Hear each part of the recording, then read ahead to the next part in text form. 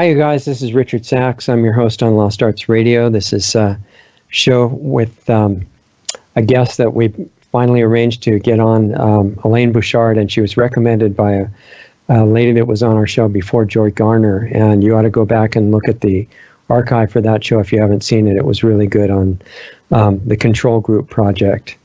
And Joy told us that her experience with a particular healer was really great. I didn't realize at the time that they were actually related family members, but the important part was that this lady that Joy had this experience with, named Elaine Bouchard, was a healer and was working with a particular system that is called Body Talk. And that fits right into a lot of things that we've discussed, because we know the body's capable of communication and has been trying to communicate with us since before we were born. And it's good to start making that conscious. All kinds of things open up. So we thought, well, the best thing would be to get Elaine to come on the show if she would do that. And even better to, after explaining a little bit about it, to demonstrate how it works. And I know nothing about this system. I've had no personal experience with it at all.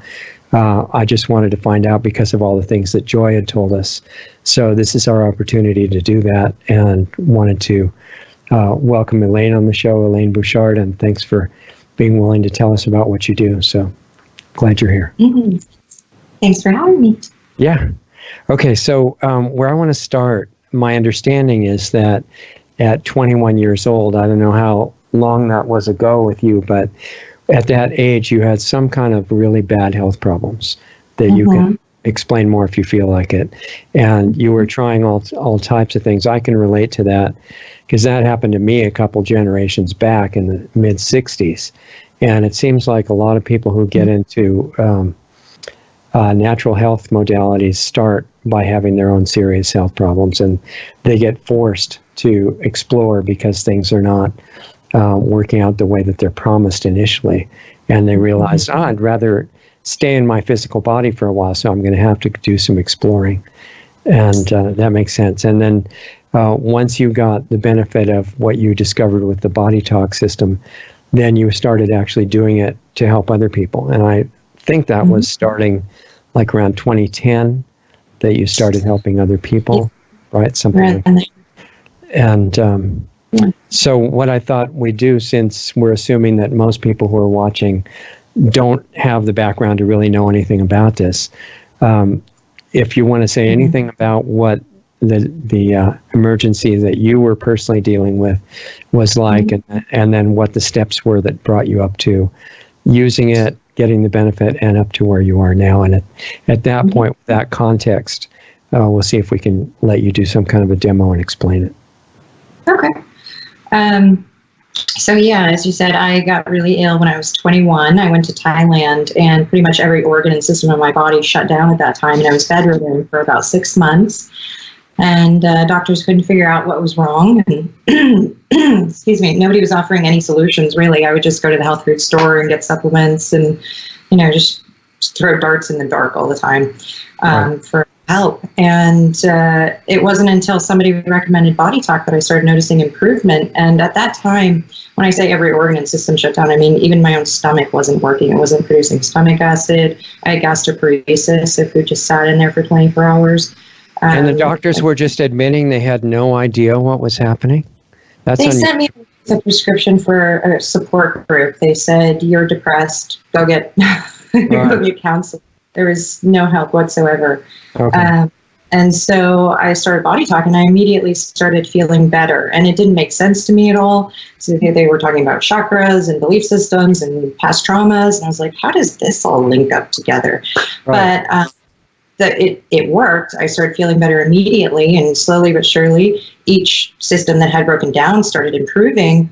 And so I started researching it, and it actually turned into my life purpose, because prior to that, I had wanted to go into psychotherapy, but I started to become dismayed by the fact they were pathologizing people. They never got to the root causes, and they just medicated them to suppress symptoms. And this really looked at the whole person and healed them from their root. So, yeah. Okay, so when you had that first treatment with Body Talk, the person that you found who did that, what did they do? I mean, did they see you in person? Did they talk to you on the phone? What happened? Yeah, like most people, I wasn't sure what body talk was, so I didn't understand distance sessions could work. So it was in person, and I just laid on the table, a massage table. She grabbed my hand, started muscle checking it for yeses or nos, and started telling me all these weird things that came up. And I'm like, okay, well, I feel better, so I'll keep coming back. Well, what did she do that made you feel better, or was it just the talking? It's not the talking per se. That's the part of the session where we dig up all the root causes that are, creating the problems. It's at the end of the session where you tap it out on the brain, the heart brain, and the gut brain that the body starts to implement everything we brought up to heal in a session. Okay, so what did she physically do that would be visible when she was doing that? So most of it's energetic and focus-wise. That's where quantum physics comes into the picture. But physically, you do some tapping on the heart complex, the gut brain, the brain. And there are some active memory techniques that's similar to EMDR, where you are processing trauma. You're doing eye movements, and it's helping your brain actually process old traumas out. So there's miscellaneous, non-invasive techniques that we do. See, I can relate to this because the first healing teacher that I had in the early 60s was officially a chiropractor, but he was known all over the world for the healing that he did. And he was in the room with you, but he generally never even touched the person. I mean, he did most of his work from about 3 feet away from the table. And then I remember he put his hand on the heart center or the solar plexus, and the other one sometimes on the top of the head. But what was really happening wasn't reflected in physical movement. And people walked out in completely different condition than they walked in.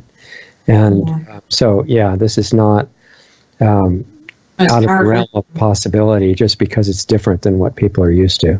So did you have more than one session with that person or not? Yeah, it was ongoing. When you have severe disabilities in that many different parts of the body, you kind of need ongoing work, because let's say one issue needs 10 sessions to resolve. Well, if you have 100 issues, right, could be a while. Yeah, so it took a little while, but that was all part of my healing journey, the whole wounded healer thing. I just learned more and more and applied it to helping other people. So how long did it take before you felt actually good? Let's see. I mean, on an ongoing basis, it took probably a couple of years, because back then Body Talk hadn't integrated a lot of new advances that we have in modern medicine. So now we know about the microbiome, we can integrate that into Body Talk sessions. And I had huge microbiome imbalances. So I had to wait until they actually started integrating that into sessions. And epigenetics as well. I had epigenetic markers that were holding my body in this physiological dysfunction we had to resolve. So now we can integrate those. That's the beautiful part about Body Talk. The more we learn in Western medicine, we don't have to wait years for them to develop some drug to apply it. We just apply it in a session now. So what kind of an organization is Body Talk now, and who started it? How does that work? John Beltime. It's huge. It grows more and more every year. But John Beltime, he originally had Epstein-Barr. He was a chiropractor in Australia, and he was about to die. He was just getting worse and worse. And then one of his students taught him this Aboriginal technique to resolve, any type of viral or fungal contaminants you're exposed to. And it worked. Next day he was up and better. So he thought, wow, there's something to this. And he started integrating Chinese medicine. He brought in some quantum physicists and some psychologists, like anyone you can think of. And they built the whole modality around this. Okay. And there are practitioners all over the world at this point, I assume, right? Yeah. Mm-hmm. Now, what is the difference between in-person sessions with it and distance? Virtually nothing, aside from the comfort of the client. They could prefer to stay home if they're too sick to go out. So that's great for them to get distance sessions. But some people don't believe it works. They need that physical representation. Right. So aside from that, the impact is exactly the same. Most of my sessions, including my mother's session that worked on her heart, were distant sessions, and they're all equally as effective. And that's where quantum physics enters into the picture. It's our observation that impacts reality and helps the client's system shift. So you have to respect the nocebo principle, right? That if somebody believes it can't work at a distance, they could make that true. I don't think that's how it works with body talk, though. You think they can't, even if they believe it can't work, they don't block it? No, because our systems always want to heal, even if we don't necessarily believe in it. Okay. This is working at such a level that the body is going to make the shift, because that's what our natural state is. It's a self-healing organism. Right. Can I speak on this one? Yeah, please. And this is Joy Garner, our friend from the other show. I absolutely believed that it was a hocus pocus. Okay, good. That's exactly what I'm talking about. Yeah. To lose my life. And I'm not someone who trusts doctors for good reason. And so I didn't know what to do. And I want to make a quick correction. The very first session I got that resolved something that was literally life-threatening was body talk. But at that time, Naomi was not yet certified. And she purchased a session for me to save my life with her instructor at that time. Mm-hmm. And it was a distance thing. And even though I had no reason on earth to actually believe really that this would work, she told me she'd already paid for it. Mom, please schedule it. You need to do this. Right. And really, it was kind of like just to please her. Okay, I'll go ahead and talk to this lady on the phone and let her do her little voodoo, right? Yeah. So, to answer your question on the issue of that, like, it works whether you believe it's gonna or not. Okay, that's an important point. So your belief that it won't work doesn't stop it. It doesn't stop it. Okay. It's much more. It's the practitioner that has that power to set you into a position, frequency-wise. I guess that's all. What I keep coming back to. The future of healing is definitely frequency, mm-hmm. and people. Our consciousness is the most powerful way to alter frequencies of other organisms, other people, right. Our world around us. And because we're all human and we've got the same basic coding of DNA, this species, to me, on a physics level, now that I understand this is real and I've really looked into it, mm-hmm. I believe that the fact that we have the same, we share this humanity DNA, that means one conscious person that has harnessed this art is capable of altering someone else's frequency. Yeah. Without actually being in their presence, like physically next to them or touching them. For positive or negative sometimes. Yeah, sometimes for negative too. Sometimes we deal with curses. Yeah, in fact, this is a huge subject, but in a way, we're all doing treatments on everybody else all the time. It's just not focused. On them. You're sending energy to them. It's impacting them on some level. So that's how this sessions work. That's kind of part of the reason that I did, and I'll step back after this, but really quick, that's part of the reason that I did a turnabout on the idea of things like how I modeled feelings of compassion and praying for people that I love, mm-hmm. and things like that, rather than that sort of, it'll help if I feel sad for them. Yeah, exactly. Right. Right.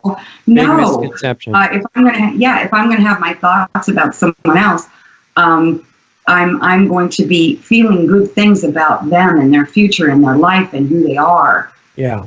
So okay, that's all I wanted to tell you. Invite you. Well, this fits right into what we work on in Planetary Healing Club, which is a separate section that you know about, Joy. And it's all based on the idea that we are affecting everybody else all the time. And there are ways to change the effectiveness of that to expand out into an unlimited field.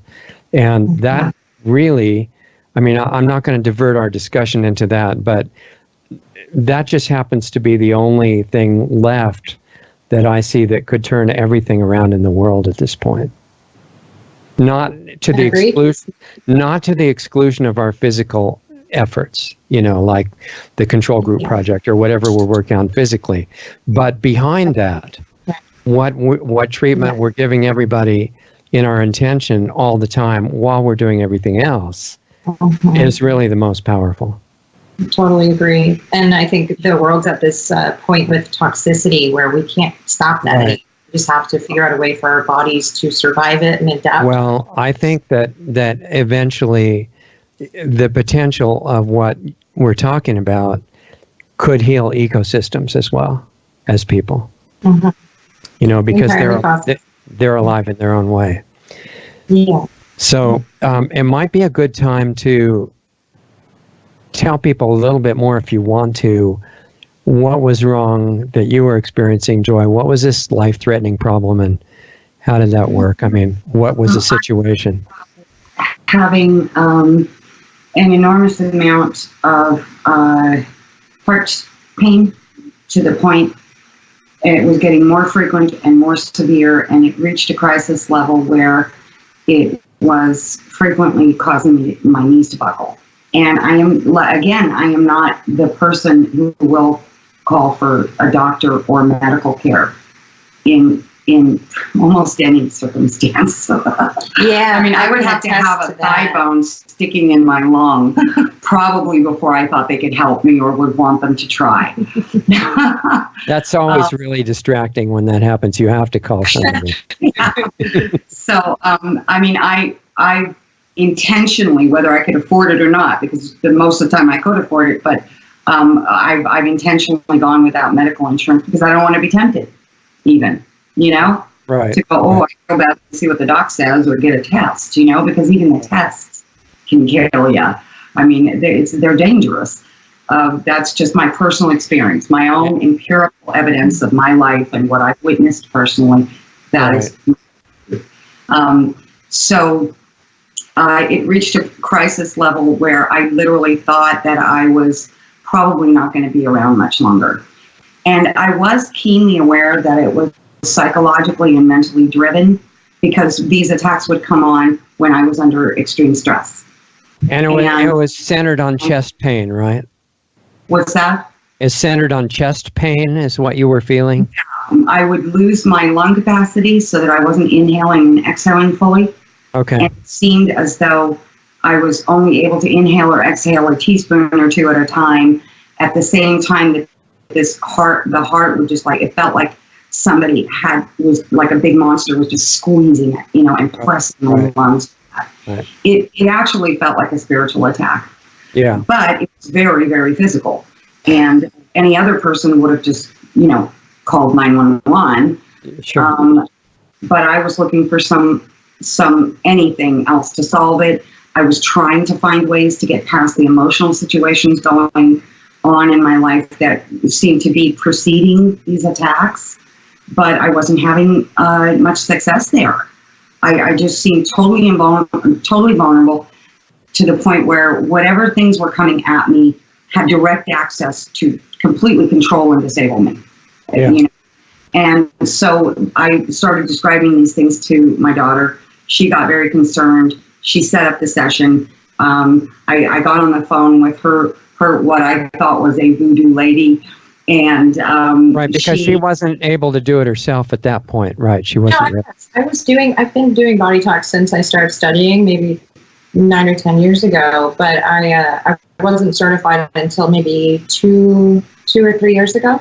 Okay. So I was doing it, just didn't get the certification. Okay. I'm not sure why at that time you chose to turn me over to her, other than you knew she was really good. Yeah, she was my personal practitioner, and it's a rule of thumb in body talk: you don't work on your loved ones because you're biased, so you're not going to get this. Right. So I mean, maybe things you're looking for aren't going to be as true and clear because you've just heard a lot of things, or you know, it may not actually be the core of a problem. Maybe. Yeah. So I get on the phone with this woman. It was years ago now, so I can't even remember her name. Shelley Poovey. She's amazing. Shelley Poovey. Okay, so I get on the phone with her, and she's not really. She tells me a couple of things, and that doesn't really prove anything because I know she's spoken to my daughter. So maybe my daughter told her this stuff. Sure. Yeah, go on, Miss Psychic, whatever, you know. And I'm still completely doubtful. But then she does start centering on where the problem is, and she's walking me through it, and she's not really talking that much. She's just going, hold on a minute. And it's quiet. And I'm like, die. Okay, whatever. But I just sat there and waited. And then she would say, try this. I'm getting the sense that your coordination, the timing between your breathing and your heartbeats are not coordinating correctly. And so try this. And I can't remember for certain if she suggested it or if it was my idea. I'm not 100% certain about that. However, what happened is I ended up literally transporting my mind to being on a horse riding on the beach. And for every hoofbeat, it was like part of my heartbeat. And this is so like something that you were kind of visualizing being the horse. Is that what was happening? Yeah, like, well, it just popped into my head. I can't remember if she was there or if I thought it up. I really can't. But all I know is that I was suddenly there on this horse, and for every 4 heartbeat or for every 4 coordinated efforts of my heart to pump blood, I would have the shore of the ocean wave coming in and going out. That was represented my breathing. And she said, okay, we'll just stick with that. I think I told her I was there. Yeah. And it's working with my body right now. And then she did some more work that I don't know what she did. But all I know is all of a sudden I could breathe completely in a way that it seemed like it had been maybe 2 or more years since I had fully inhaled and exhaled ever. No matter how much I'd tried consciously before, but wasn't able. That's and at the same time, that squeezing that was always there on my heart now, but was harder than it sometimes would be very intense, and then it would lighten up, but it was always there. Yeah. It literally just felt like the hands of squeezing or whatever was squeezing on my heart was just leaving, and it was just gone. 10 minutes with this woman on the phone that I didn't even trust or believe in, and my whole life changed. After she was done with me, I had an entirely coping mechanism for dealing with the stresses in my life. And it just came to me intuitively that I could have my own way of coping with stress that would not give anything outside of me access to this. To affect. Like I now had a shield that would keep my autonomy there to where things couldn't get into it no matter what was going on around me. Because the environmental stressors that were causing that issue were addressed, be they, external or internal. I'm sure there was some, personal, mental, emotional stuff. My belief now is that she tapped into something that opened up my own ability to re-coordinate a frequency of my system, not just on the level of breathing versus heartbeats, but on the level of cellular level, mechanically of my heart and every cell in there and its frequency coordinating again. And once that I felt that again, if somebody near me was doing something to me or my life that otherwise would have sent me to this place where I'm grabbing my chest and falling on the floor, suddenly I didn't have that reaction to it anymore. I stayed conscious and was able to actually look at people that I was interacting with that had kind of been beaten up on me and just look at them while they're starting up and just do this. I don't know where that came from, but I just thought it up and it started working on everyone around me whenever I experienced that. I'd like to do a little illustration on how the mental, emotional, and physical. I think that would be really good. Okay. Well, before I do the demo, I was just going to explain an example. One session I did recently on a client with severe environmental allergies. Okay. And it was so bad he had to wear a mask to work every single day. And he came in, pretty simple case actually. It wrapped up 90% in one session because it all started from in childhood, around 5 years old. There happened to be those same pollens in the environment. He was walking, a girl he had a crush on tripped him. He fell forward on his chin, needed stitches, just was bleeding out everywhere. So for a 5-year-old, that's really traumatic on multiple it's the girl you like, and you just start bleeding everywhere. And so what happened was his amygdala tagged all the pollens in the environment at that time as extra dangerous substances. So he was reactive to those ever since. So once we got to the root cause, balanced those out, his allergies went away 90% in the first session, the other 10% in the second. He hasn't had problems since. Yeah, I was going to ask you right before you brought that up, any other experiences? I guess you've been doing this officially for about 3 years, right, since you got certified, more or less. And any other interesting cases like that you felt like sharing would be great. Yeah, that's one. I've had a couple like that, actually. Allergies were a big thing in recent months. So there were a few traumas mixed with environmental toxins. Sometimes pesticides were a big trigger if, say, the person's father had just gotten sick or passed away. Then you're experiencing multiple dangers, environmental and emotional, and it just combines to create stir. What it suggests. There's so many mini ones. Even when there's a physical cause happening, what you're kind of suggesting is that there's always a simultaneous emotional connection to it. Yeah. That allows it to be much more disruptive. Yeah, and we see that a lot. Some people, they can smoke and drink and do drugs all day, every day, but they're so mentally and emotionally healthy, and they never experienced any significant trauma. They had good enough parents, childhood was relatively easy. They didn't come into this world with any karmic imprints. They're just pretty happy-go-lucky people. Their bodies can withstand a lot more assaults than most other people. It's the emotional trauma and the consciousness aspects that really create the downstream effects. And that could be negative belief systems, could be you live in a perpetual state of fear, somebody taught you the world was a dangerous place, et cetera, et cetera. Right. Okay, so even though Joy is not, in some kind of emergency situation right now, how can you kind of demonstrate to make it as realistic as possible and still show what you would do if there was a problem? So, usually the immediate effects after a session, you feel deeply relaxed. The next day, you start noticing all the shifts and changes. You're like, oh, the problems are going away. So I can't exactly show you, like, tomorrow she's good. Yeah.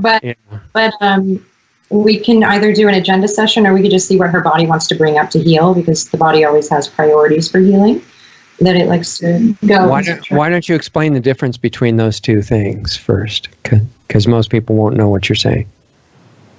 Oh, yeah.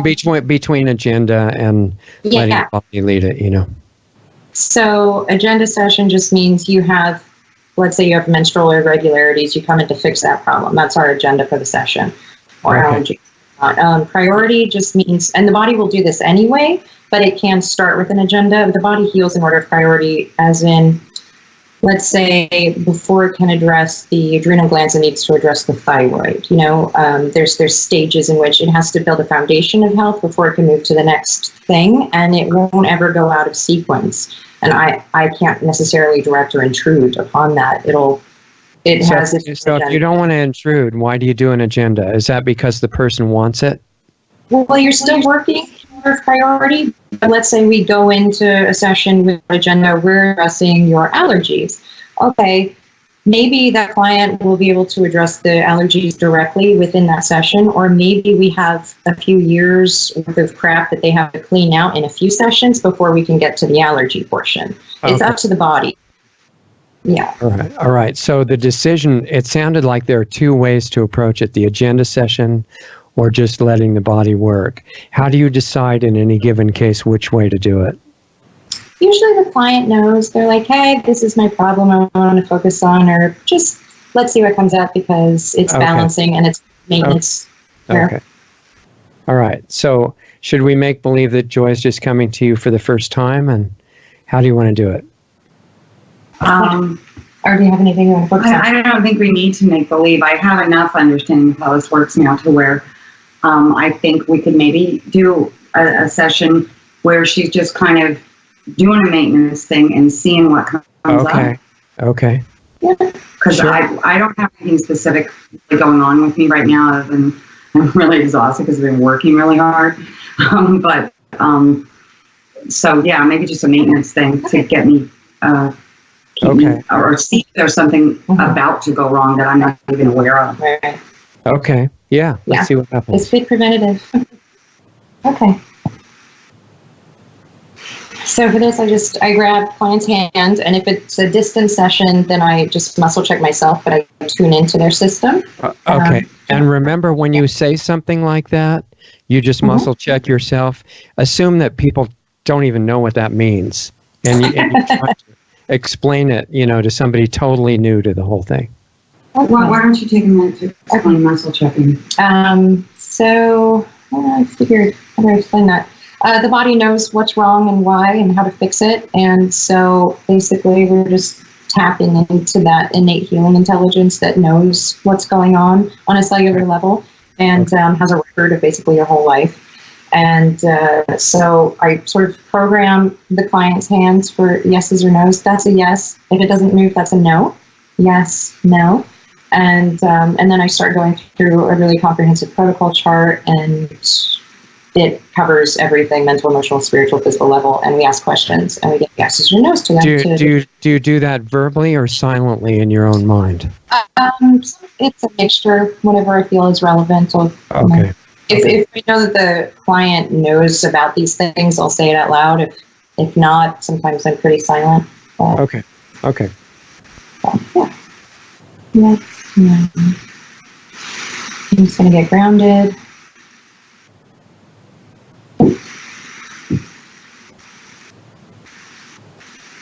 Okay. So I'm in section 4, which doesn't make much sense to people not familiar, but we're in body chemistry. We're in allergies, more specific. We're looking at. Okay. It's something in the air. So sometimes you do a little digging. Sometimes you get pop-ups from intuition, but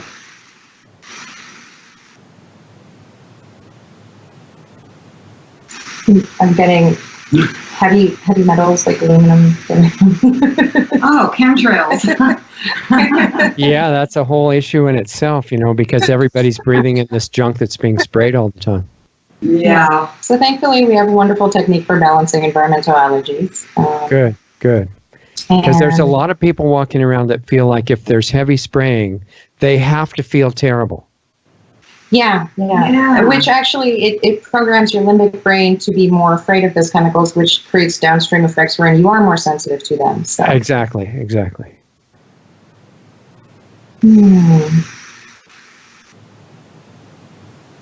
I'm getting emotions around that: fear, panic, worry.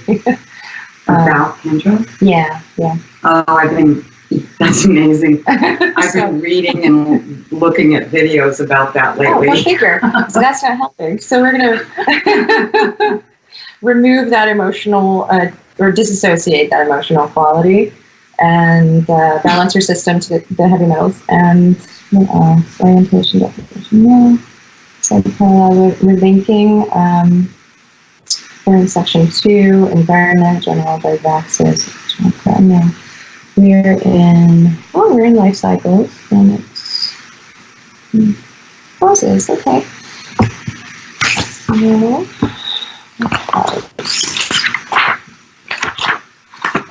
Chinese medicine comes up in these two. More specific.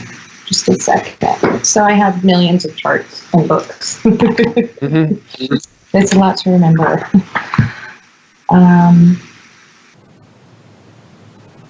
Okay, we're in the 5th house, all about creativity, pleasure, procreation, social activity, and the inner child, harmony, wisdom, knowing.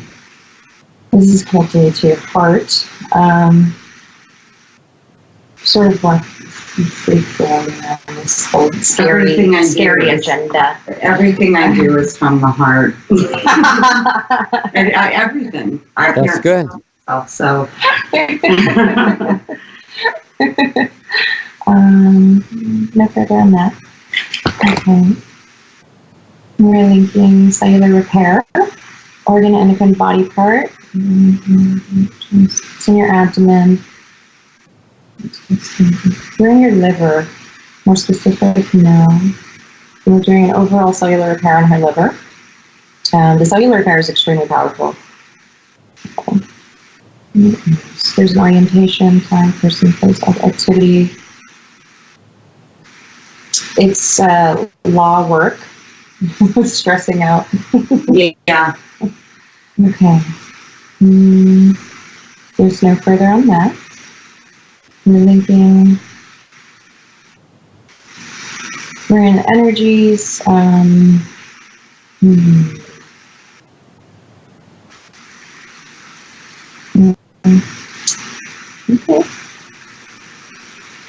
We're in throat chakra. More specific. No. There's a definition. There's an overactivity throat chakra. So throat chakra is all about vocalization, verbalizing. Overactivity. I'm a talkaholic. Balance that. So I don't have much time to go really in depth with this one. Ordinarily, there's usually whole stories behind what comes up. And especially that would invade her privacy to publicize it. So I'm kind of doing a surface level session. Okay. But, I'm going to do one more link.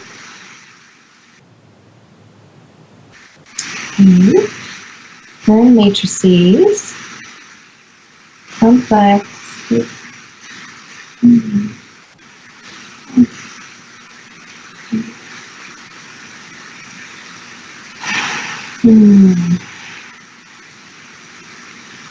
not sure how well this works for radio. Right. Sorry, Yeah, Joy. I couldn't quite hear you. I'm not sure how well this works for radio. Well, I mean, what we're letting people in on a session that they wouldn't normally get to see, and it gives them a little bit of a feeling for what's happening. Now, Yeah. we are on some audio only platforms where people are just going to be listening, but they're just going to have to pick up what they can, and we'll summarize the whole thing, at the end, and let people know what it means. So it'll be fun.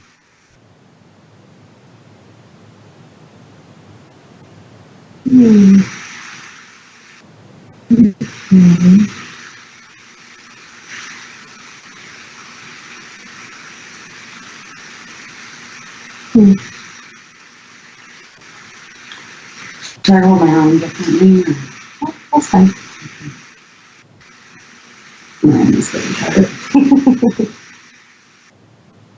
So I'm gonna keep silent just for privacy reasons. yeah. So. Well, what you're doing is you're asking questions mentally, right? And for radio listeners, Also like Joy was saying, while you're doing the muscle testing at the same time.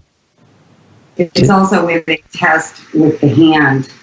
Right. You can explain how that works with the hand. I just did. Oh, yeah. Okay. I'm going to do a link. Section 4 again. Circulation, nerve supply, blood, nerve, lymph. Okay. Within, organ, endocrine, body part. We're in the abdomen. Full abdomen. We're actually doing the large intestine. Regulating that. Definition, yeah. Thinking.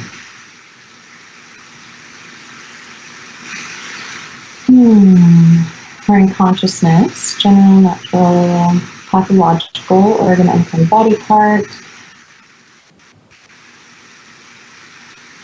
The large intestine. The large intestine is all about releasing and letting go. So if pathological consciousness comes up for the large intestine, that basically means it's off balance. It's holding on too much. Okay. And we just got a lymph priority for that area too. So we're going to allow you to release on an energetic, physical, and emotional level. So you're going through a list in your mind of asking all kinds of questions about what's going on, basically, right? Yeah, I can show protocol chart that I'm using right now. It's pretty in depth.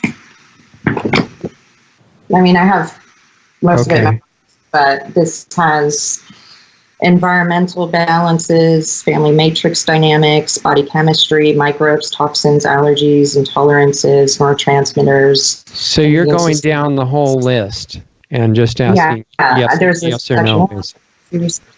Yeah, and then, if it's a yes section 1, I ask more specific, and I get consciousness, more specific, etc. Okay. And are you doing anything to remedy what you find at the same time, or just asking? Some people do that. They'll tap out throughout the session. I prefer to wait till the very end, and then I keep my focus there entirely, just on the solution of this. Okay. I think we're going to wrap up in a minute. We can keep this short. Okay. I'm getting we can do implementation and tap out. So the body chemistry technique, we'll start with that one. And that was the one that John Beltime cured his Epstein-Barr virus with and built the whole modality around. So it starts with a little bit of saliva. She's going to get some. And she can she's wearing a dress, so she can't do this. But usually we put it in the navel, which the navel has all It'll these... soak right through this dress. Oh, okay. Well, the navel has all these nerve endings, and it's a major energy reading center. So there's more information in your saliva moment to moment of what's going on in your immune system than there is in your blood, even. So we use the saliva to basically instruct the body, okay, tag these foreign viruses, bacteria we want you to attack, or, reduce the inflammatory response to the allergens, etc. So get some saliva. And you can either put it on your navel, or you can put it... I'm going to squish it through the dress. I need to wash the dress anyway. Or you can put it on the sternum. Yeah. I'll do both. Yeah. Okay. Okay, so you're doing that, and you're giving a suggestion for the body to do something healing, right? Yes. Here's the technique I'm going to use. So can you put your hands on the side of your brain? Yeah. She's holding her limbic brain. Okay. Yeah. And this is what's called the modified cortices. And this is going to bring focus to what we're trying to tap out right now, to the brain, the heart brain, and the gut brain, which we're trying to balance her to the environmental allergens, the heavy metals. Take deep breaths.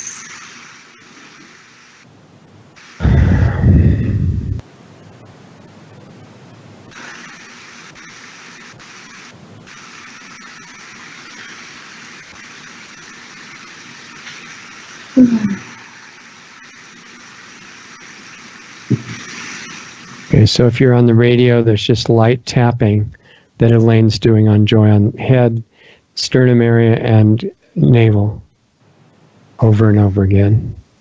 And I'm basically keeping my focus on her body's reactivity to the environmental allergens, and so diminishing that impact and reducing the emotional quality around it, which is a lot of fear and worry. Okay. That sounds very accurate to me. And I yawn when energy's moving.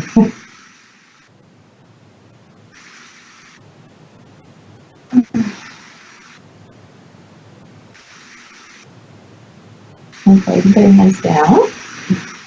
We're going to do a cellular repair as well. I don't know if you want me to go into that whole thing, so I'll do a shorthand. Well, explain what you mean, right? Because you said the cellular repair is really good, powerful. What are you talking about, assuming we know nothing about what you mean?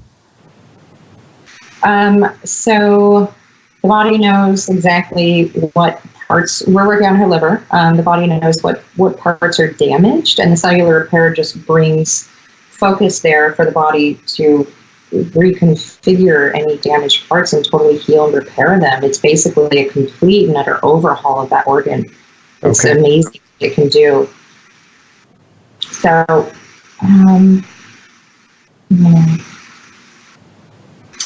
open the genetic code.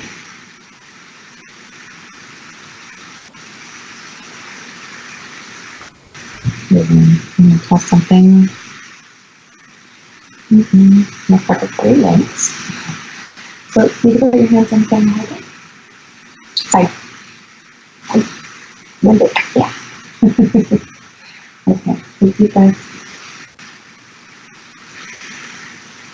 The breath helps distribute information all along the body so that it really soaks in.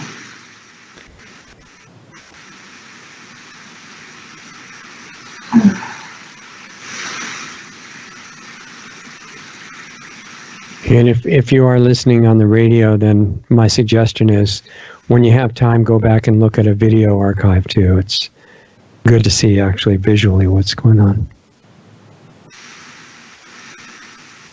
Put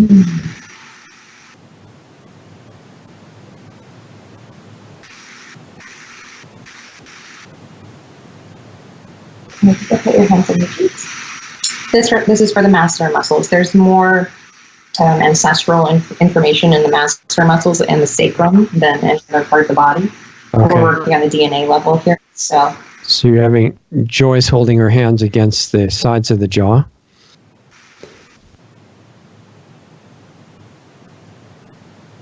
And Elaine's continuing the light tapping. I'm repeating phrases in my head as well. Okay. Can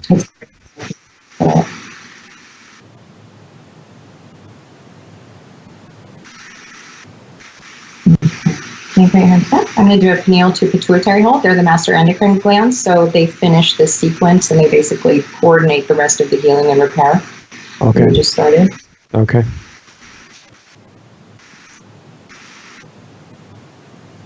You can see a genetic code with the new healthy genetic code. You can see all the cells with the new healthy cells.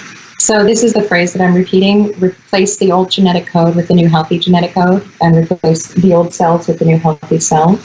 Okay. This helps the body know exactly what it's doing. Okay. Close the genetic code. Let me check. Genetic code closed. So the liver is the most regenerative organ in the whole human body. So this technique is extremely powerful. But what happens a lot of times with people who have cirrhosis or something is even though the liver continues to replace cells every, how often is it? It'll renew it. Can I interrupt really quick? Okay, here goes the voodoo, but it I was feeling very heavy and kind of mind fogged when I started this whole thing. Right. It's cleared now. So one of the things you can't argue with success. So that's right. It always helps with energy and clarity immediately. That's its wonderful aspect because you just reduced a bunch of emotional crap and loads that. Okay. Now, just a question that comes up with that. Since there's a big program nationwide, worldwide actually, to get as many people as possible addicted to multiple medical drugs, many of the people that you do work on will be on drugs. How does that affect what you're doing? Oftentimes, so I'm not in a position to tell them get off your medications. It comes up in sessions if it's relevant. Usually it is. We just need to balance their system to the medications that they're taking in the interim. I always say, as you get better, you should be able to reduce these medications and maybe eventually get off them entirely, which a lot of people who do body talk, they do. They get off their medications. I know a woman with this who's medication free now. She's totally cured. Right. So, and there are doctors who will help you do that if they're more aware, of how this whole thing works. I'm not saying the majority, but there are occasional ones.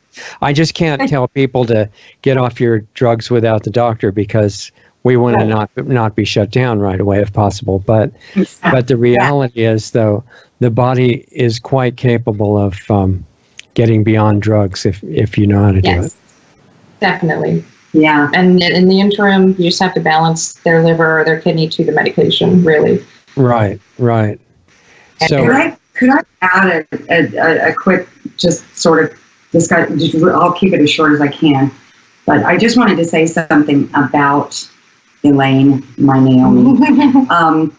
That I raised her through her teens, and there was a poltergeist thing going on in our home when she was young, and she and I butted heads, and there was a time that I really profoundly understood that there was something spooky about this girl, right? Mm-hmm. And the way that this happened is she was particularly angry at me. I was like turning my back to her. I was clean on the other side of the kitchen, and she was maybe 20 feet away from me in the doorway. Right. And I heard her yell something, and at the time that she did that, I felt something hit the back of my back, and so I assumed she must have thrown something at me. But then I realized it hit me. I turned, and she's just standing there with her hand and there was nothing that hit. So what she's saying is I can use that power for good. Or there you go. I'm so thrilled that she turned all of this to good and for healing. But it's, for me personally, that aspect is very real. And then after I understood that this healing heart that she's been pursuing was real, because it actually worked on me, then it just kind of went, I remembered that about her, and I went, oh, well, that explains why she's so good at this thing, because she's got a connection, a harnessing, an innate harnessing ability that's very powerful to be able to affect things without necessarily touching them. Right. I think everyone has that innate power, but some people can harness it better than others. You know, what I noticed that I would mention from what you're doing here is that a couple of things. You can go through these motions and say things at a certain level in your mind, and if you are saying the opposite at the same time at a deeper level, even if you don't notice it, you're going to sabotage the effectiveness of your treatment. And one of the reasons that you're probably experiencing being good at it goes along with what Joy was just saying. You're not doing that. When you're asking a question and making a suggestion for a balancing, for example, you're not doubting yourself at the same time. And that's really a big deal. I mean, that's not that common. So if is going to overcome the person that's being treated may have all kinds of difficulties accepting and understanding whatever, and that's why they're having trouble, even if they're aware of some possibility that they are actually affecting their own health by the emotions they're having or what they're doing. That doubt is, a practitioner is not bothered by that person's doubt. Right. It's ruin the effectiveness if the practitioner is worried the whole time that they're not going to like the session or believe in it. No, that's not going to work. Yeah. It's like there's a principle called resonance that is what you're working with. And it's like if you, on a guitar, we mentioned before that if you have two strings, one of them's not moving and the other one is playing a clear G, pretty soon they're both playing G. Yeah. And it's a way of describing what the practitioner is doing. Yeah. So to be an effective practitioner at this, better and better, you have to always be working on yourself. Yeah, that's true. Absolutely. So I think it's great. Brought to mind one of my clients. She had a long family history of disbelief in this sort of work and thinking that it was evil witchcraft and so that actually came up in a session for us to clear. Obviously, she was open to it because she was working with me, but we had to get rid of some of the past ancestral beliefs around that so that it would be optimally effective for her. So if that's important, it'll come up in a session. Yeah, exactly. And I would say, too, in case anybody watching this is ready to debunk things and into that mentality, you can always do that later. I would just suggest, if you want to learn anything from the experience, that there are worlds and worlds and worlds that are not taught in conventional education. And this is, in respect of that, this is a really dark age, even though it's very arrogant and proud of how complex it is and all that. The reality doesn't care about that. And there are things that are so powerful on a subtle level. Not everything is a scam. And there are things that are worth learning about. And you can always come back and criticize later. That's not going away. But for the moment, just be open. And the attitude of real science is what's true, not does it match conventional teaching, and then with the control group, I'm looking for the result. Yeah. Even if it proves that what you thought is wrong, who cares? You just want to know what's true. Well, science is always evolving as well, and we're starting to discover the reasons why it works. 100 years ago, of course nobody knew. Nobody knew why a light switch worked or cell phones could work. Yeah, the average person that flips a light switch doesn't understand why. And if you showed somebody that for the first time and they had no idea, they might think it was black magic. Exactly. Right? Bernie at the stake. Yeah, exactly. So I know a lot of people are scared to be open-minded because they think they'll lose touch with reality and all their things that they're oriented to will be disturbed and all that. But you can actually relax because whatever is true is still going to be true even if you question it. There's really nothing to worry. And the worst that can happen with a lot of, let's say, holistic modalities, for example, is the worst that could happen is that it doesn't work. Nothing. You're not going to hurt you. That's a huge advantage. Yeah. Yeah. First, do no harm. That's something spectacular. So the best thing is something that could help you and has no downside. No possibility. It's worth finding out about. Yeah. So how much of your time are you doing this now, Elaine? Is this a full-time thing, or just doing a few, or you want to do more, or what's going on? Oh, I'm open to doing more. I'm just doing part-time right now for Body Talk because I also do massage therapy part-time, and then I help my mom with some of her activism stuff. So it's a full. But I have more room for Body Talk clients for sure. Okay. Is it super expensive? How does it work financially? It's on a sliding scale for anybody suffering from chronic health conditions that has limited resources. And I'd say for how much you can accomplish in one session, it's hugely affordable. I charge $110 per session normally. And if, let's say, you get rid of your allergies in one session, is that not worth it? Yeah, it seems like that would be a pretty good deal. Yeah. It's bad for business, though, because I don't get repeat clients if they only have one issue and I cure them in one session. Well, that's true. I mean, it comes down to the motivation of the practitioner. Is it built on a business model where you want somebody coming forever? Or is, really that's a question that applies to all the healing arts and the medical profession and everything. You have to be strong enough so that you say, there is something called ethics. Yeah. It's not just pretending to have ethics for more sales. It's really having them. So if you had to choose between the benefit of your client or permanent business, it's easy. You just choose the client and say, have a good life.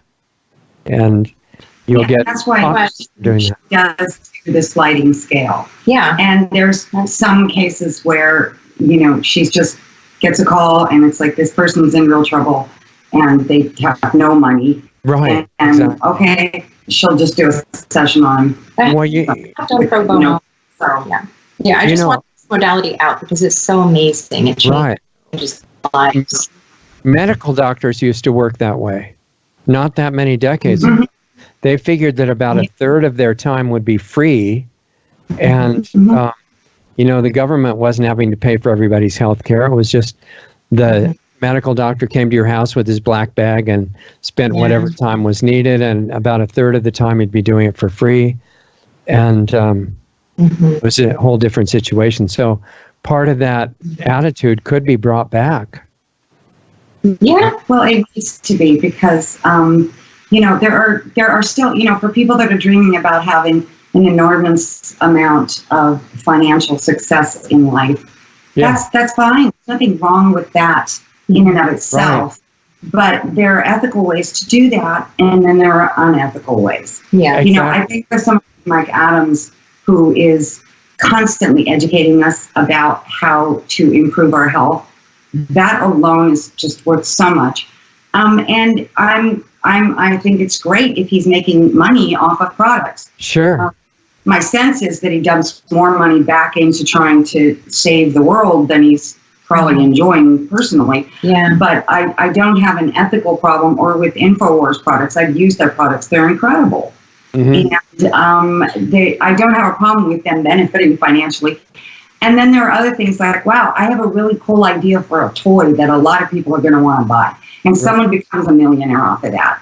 That's cool. That's great. But if your idea is, well, people out there need a lot of healing, I can get rich off of that. Yeah. Sickness. Right. No, I mean, the money, I think money is potentially great. It could really help the world. But the only thing, like you say, is just try to give more than you're getting all the time. And just try to hand over more benefit, and don't be careful not to make money by something that hurts people. Yeah. Yeah. And in her business, if you will, there's zero risk of her ever going out of business in her lifetime with as much sickness as there is out there. Unfortunately, that's true. Yeah. For a constant flow of kind of new clients, and the other ones don't need her anymore because she keeps selling them, so they go tell everyone. And that's how John Valtime's practice was back in Australia. He had a waiting list 2 years long because people just heard the amazing effects. Exactly. So really, you're not restricted to just working with officially diagnosed diseases, because even if somebody gets over that, they just have to start the next level. Yeah, I agree. I will get body talk sessions for the rest of my life because it's so amazing, and life is ongoing. There's no static place of perfection. There's always going to be stressors, and I'm always going to want to grow to the next level and, evolve. And this works on mental, emotional, spiritual, and physical levels. So it's an ongoing for me forever. I will gladly hand over money every month for sessions. Right. And eventually you might be able to help other body talk practitioners learn what subtle things make the difference in degree of effectiveness. Because your focus and your consciousness and what you're subconsciously thinking about what you're doing, believing that it is effective or worrying about it not being, that's a huge factor in how much it helps. It's true. Yeah, they teach us that when we're learning body talk at first. So you just have to be in this alpha brainwave state. You're not focused on proving yourself or proving the modality or disproving it. You're just non-biased, open, receptive. Yeah. I would imagine that you're very relaxed when you do it as well. Yeah, it has a secondary benefit on me when I give sessions. I feel self-boost. Yeah, exactly. And there are some systems where the person is trying to generate the healing themselves and they get exhausted. And, that's a sign that it's a little bit not the right focus. That would be massage therapy for me. Yeah, right. So if people want to learn more about what you're doing or get in touch with you, what's the way to do it? My website, there's, you can go to the contact page. It's conscious-healing.net. Okay, hold on. Conscious. That has an explanation. Conscious-healing? Yes. .net. Okay, great. And that way, if they want to know if it's something appropriate that they might benefit from, you could communicate with them that way. And everyone can. Yeah. So, and there's a contact page on the site, right? Okay. So, any last wrap-up thing that you would like people to remember from the whole session here? I think so. What kind of questions would they have? Let me see. No.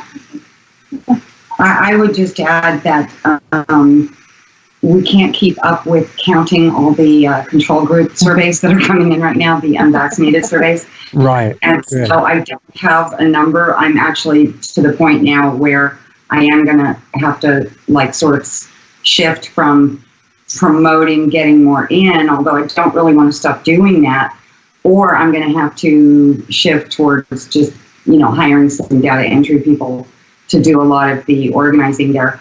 But anyone that's listening to this that knows about the control group, thank you. God bless you for your responses. We've gotten an enormous amount of surveys. It's definitely up over 6,000 now, and it continues to come in. So I'm very excited about it. So we'll watch for updates on that in the future and what the next steps are and things like that. Work on saving everyone. I'll work on healing them once they're already. Yeah, exactly. Well, yeah, people who have had all kinds of chemical treatments, whether injected or by mouth, they definitely are prime clients for rebalancing the system. Yeah, it comes up a lot in toxins for vaccine exposure in sessions. Right. Pretty interesting. Okay. Well, that's a great demonstration and introduction, and people can learn more on the website. And hold on, and we'll say goodbye in the break. Don't go away, and talk to you in a minute. Okay, you guys, that was Elaine Bouchard and Joy Garner. And I didn't even realize Joy was going to be there, but it worked out perfect. And I apologize for the kind of quiet parts if you're listening on an audio-only platform. What was happening is that they were sitting with Elaine actually doing the physical protocol on Joy, and it was mostly tapping on certain points like on the sternum, on the navel area, on top of the head. But the main thing she was doing was where her focus was. And, you know, when I first heard from Joy that we should have Elaine on the show, first of all, I didn't realize it was her daughter. But second of all, I thought, well, you know, not sure if that kind of thing is, you know, some people who do this are legitimate, some who are not. Many are sincere, but not effective necessarily. It was really obvious to me watching Elaine do this that her focus is excellent. And it's not surprising to me at all that she would be getting great results. And just my impression over the screen talking with her and her mother was that she's really good. And, you know, I would feel good about telling people about it who were close to me that needed some kind of possible help. I mean, as they said, the worst that happens, and I don't think they've experienced this, but the worst that happens in this kind of a system is nothing. There's no toxic element. There's no drugs to take. There's nothing being injected into you. It's all positive. And as I was alluding to during the recording, for those of you who are professional trolls or just, you know, you're so educated that you're sure that nothing exists that you weren't already taught about. Otherwise, your teachers would have known, or FDA or CDC would have told you, or something like that. Or it would have been in the peer-reviewed journals, right? Because all truth, without exception, is in the peer-reviewed journals. I understand thoroughly that mentality. I've gone through all of the higher education stuff myself, and I know, I don't blame you for that, but I'm just suggesting that you consider, just for fun, you know, you can come right back to being a troll or telling everybody that this is nonsense or whatever. But for the moment, be a real scientist and be open to exploring what you don't already know about, because that's an essential element of science.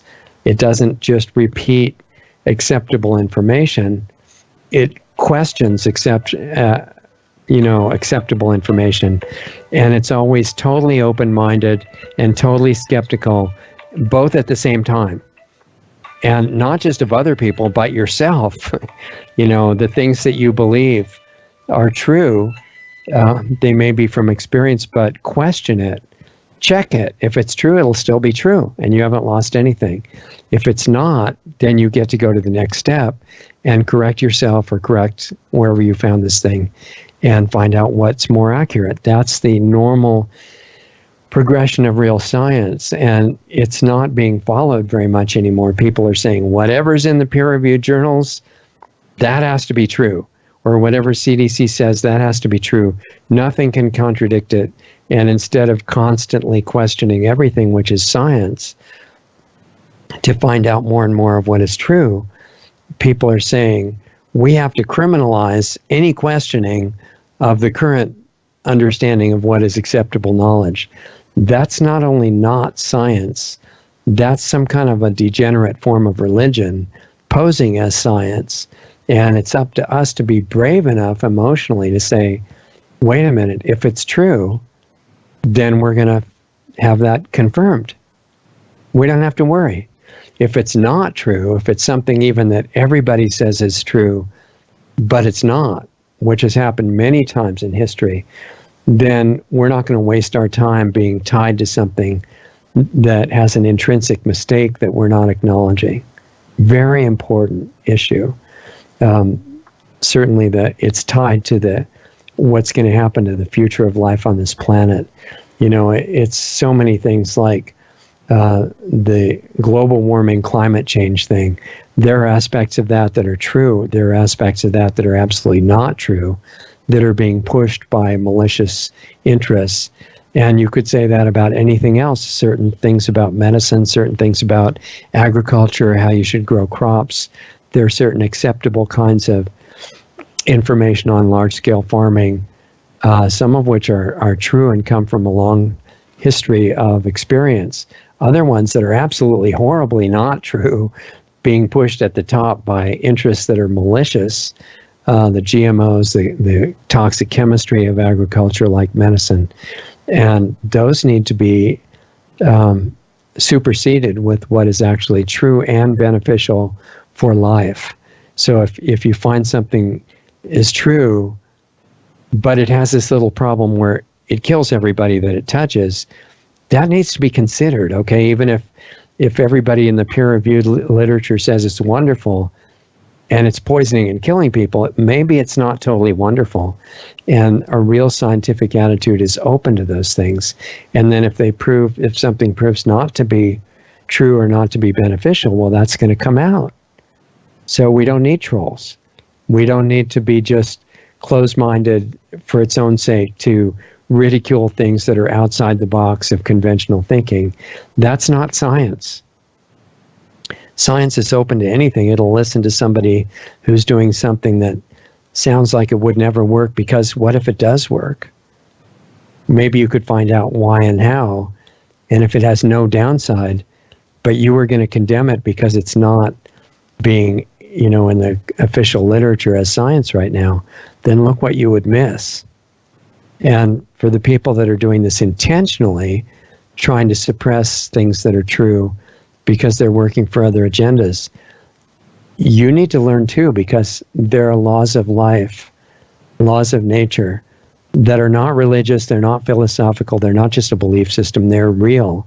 They're built into nature, and they say if you intentionally do something harmful to somebody else, which many of us have done stupidly in the past, but it's not a good idea, you set yourself up for a corresponding lesson, not because some nasty God caught you doing it, but your own consciousness is watching every single thing that you think, feel, and do and say, and is setting you up for experiences that are nice or not nice according to what you're, needing to learn from what you're doing now. So it's a good time to change for the better and do a self-assessment. Be open to everything that's new and better, if it's really better, not if it hurts everybody, even if people say it's great. The 5G system and even the wireless systems that are being rolled out there and that are already in use everywhere, and the kind of radiation that the cell phones put out. Barry Trower and the other experts and scientists for wired technology talk about how those are designed to hurt you, and they're very effective, and they do that. And then the problem gets diagnosed as something else later on, and you get some standard of care treatment that destroys you. That might not be really a great, brilliant path to go along. So what I'm saying is, remember what real science is supposed to be. In the end, it's the same as real spiritual quest. They're not different, because they both say, I don't care what I have to go through. I want to know what's true. I don't care if I get proven wrong. That's fine. It's not an ego thing. It's just what's true, what works, what helps everybody, what's good for life. And if you keep that as a priority and say you just have the privilege of getting to be part of that discovery process, then you'll be able to find out what's really good and what will help you. Whereas if you come out of of school with this incredible ego to defend whatever you were taught at all costs and be close to everything else, which is the cult training of so much of higher education now, natural and unnatural and chemical and on all sides. If you can see it, then you're no longer necessarily bound by it. And you can start discovering something that is you're going to like it, and you're going to be able to use it for a lot of great results. So stay open. Those of you who are interested in finding out more about what Elaine Bouchard is doing, she mentioned the website. I haven't seen it yet, but she said it's conscious-healing.net, conscious-healing.net, and find out about what she's doing, and everything else. Just be an explorer, be a real scientist. You don't need 10 PhDs and a Nobel Prize to do that. All you need to do is be brave, so that you're not defending your own ego all the time. You're just saying, I want to learn. That's science and spirituality in a nutshell. And be open to it, and the clearer that you get, the more you'll get out of it sooner. And if you want to go into it farther, of course, you know about our club that we have on a private platform, less likely to get taken down. Planetary Healing Club. There's an access portal at planetaryhealingclub.com that you can go to and see about that. We're also putting up videos during the week that are on most of the major platforms right now. If it gets taken off those platforms, which is likely if this government does nothing to improve that situation, then find us at brighteon.com, brighteon.com/channel/Lost Arts Radio. And we have a new Subscribe-Star page also if you want to help us stay on the air. Subscribestar.com/Lost Arts Radio. And let's see, what else did I forget? The main show and how to stay in touch with us is lostartsradio.com. That shows where we're on the air, and it has access to all the previous shows. And there's a mailing list on there that I recommend that you get on. We're not using it really for anything right now, but if we can't reach you through the normal video channels and you want to be reached, get on that list, because we don't know what's coming up, and at least we could maybe embed videos in emails and send them to you that way, which would be fine. People who have asked about private sessions with me, those are still available. If you feel like you really need that, then write me, and I'll tell you more detail about it. Richard at lostartsradio.com. Otherwise, try out planetaryhealingclub.com. That's a supportive, interactive, live environment that we meet on live every week on Saturday night. And if it's not a good time zone for you, then you can watch the archives and email in comments and questions and suggestions, and we'll stay in touch that way. I think that's about it. So I'm glad you got to meet Elaine Bouchard. I think she's going to be doing a lot of good work helping many people, and she already is. We look forward to hearing about her developments as she progresses more and more into the healing work. And her mom, Joy Garner, remember that she was on the show on the Control Group Project. That's a free archive, and it's a really good show, so you might want to see that too.